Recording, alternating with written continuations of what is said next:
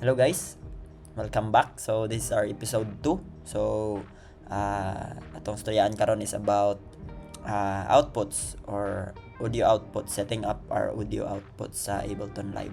So pinaka-importante ni sila kay mao ni ang sa pag-set up kung swaya na to og ang click is nasa left, ang imong tracks kay nasa right. So mo ni siya ang basic na setting sa output. So first is you need to navigate dire sa kaning live nya na settings like kana nimo.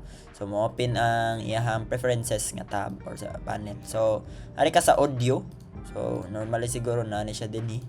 So ari ka sa audio dayon piliyon na nimo sa audio output kung asa nimo pagawason. So sa ako karon is na ako'y MacBook Air speakers. So mo na siya nga mo out siya sa akong speakers sa laptop. So dinhi mo set ko og 120 nga BPM para makatest ta. On ako ang click. So i-test na to. So matingog siya ang click. So ang metabo is ang click karon is naa siya sa left and right. So atong button is ganahan ko nga naa lang sa left akong click. Dayon pwede nga if nako ibutang nga audio kay na siya sa right, separate siya in case pwede na to siya magamit kung wala tay interface nya duhang or na separate stereo ang atong cable. So pwede rin na to ang left kay pang click. So nato sa ka-channel sa mixer nya ang right kay pang tracks na to para di siya magawas ang makabuot di mo gawas ang click sa house. So dere ra ta guys, ang magic is very simple. Nara siya label din sa master gihapon na column ubos ana niya kay na ay cue out and master out. Ang cue out is mao ni ang click, and master out is mao ni ang unsay nasa imong master, gawas sa imong master. So ang cue out is pwede kung 1 is left, 2 is right.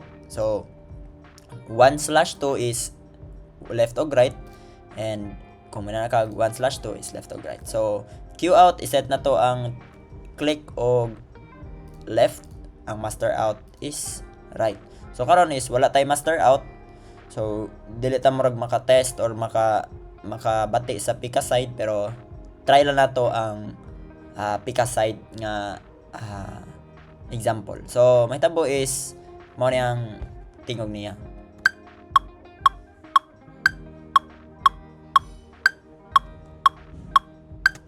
Kung makabati mo na siya sa left na side, since giset na to nga ang cue out is 1, no? So makabati pud mo nga makabantay mo diri sa master out, wala siya signal nga na nadawat.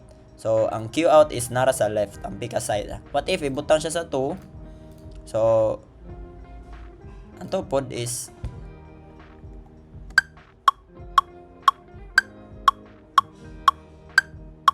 so sila nang duha ang nagsiga. Since ang 2 is left, so silang duha is na dito sa kuan. So pwede jud kayo na magamit guys in case makaiba atong topic sunod is kani mga columns din natay MIDI o audio nga tab din So pwede na to na ma-set up dire sa deeper nya nga atong ma-discuss is audio 2. So pwede na to makagamit tag inani. So ang master palitan i-set na to ang master o right lang siya. So ang master is or right siya nya litan kani nga tab kay nakay mga shakers baron or unsa nga imong kuan dire or ang cue, guide cue o ang click. So pwede na to ang click 1 nya master out set pa na to og 1 bot. So mara na siya guys. Thank you so much.